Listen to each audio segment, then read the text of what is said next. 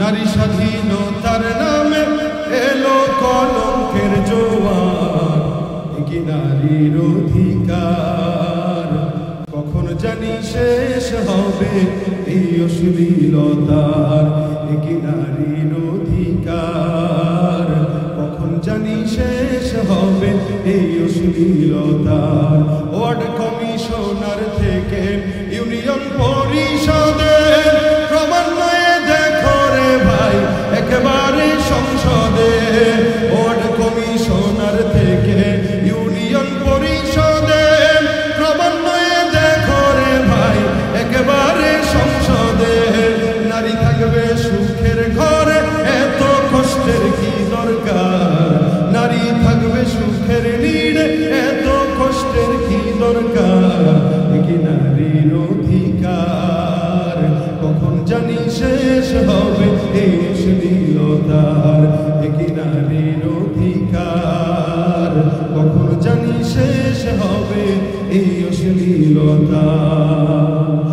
এরাই নারীবাদী হয়ে আমাদের সামনে নারীদের অধিকারের কথা বলে, কিন্তু দিন শেষে অধিকারের নামে দৌলত দিয়া পারে এরাই নারীদেরকে বিক্রি করে পাচাপাচি। অথচ ইসলাম স্পষ্ট যে স্বাধীনতাগুলো দিয়েছে স্বাধীনতাগুলোর কথা যদি তারা বলতো তাহলে বাংলাদেশের প্রত্যেকটা নারী শান্তিতে থাকতো, স্বাধীনতা নিয়ে থাকতো, এবং এই বাংলাদেশের কোনো ধর্ষণের শিকার কোনো নারী হতো না।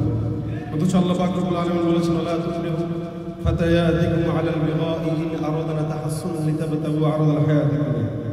তোমরা ধন সম্পদের লোভে পড়ে যে সমস্ত মানুষ যুবতীদেরকে ব্যভিচারে লিপ্ত করে এদের ব্যাপারে আল্লাহ পাক রব্বুল আলামিন কথা বলেছেন তারা যেন এটা না করে, এটা অত্যন্ত খারাপ। আজকে আমরা সংসদ থেকে বাজার পর্যন্ত সব জায়গায় নারীদেরকেই দেখি যারা অধিকারের নাম দিয়ে বেহায়াপনা অশ্লীলতার দিকেই আমাদের যুব সমাজদেরকে ধ্বংসের দিকে ঠেলে দিচ্ছে।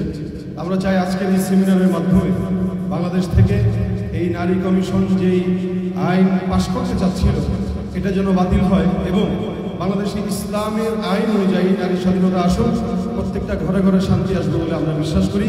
ইনশাআল্লাহ আমরা জাতীয় ওলামা মাশায়েখ আইম্মা পরিষদের পক্ষ থেকে এই বাংলাদেশে কোনো প্রকার ইসলাম বিরোধী আইন পাশ করতে দিব না ইনশাআল্লাহ। জোরে ইনশাআল্লাহ।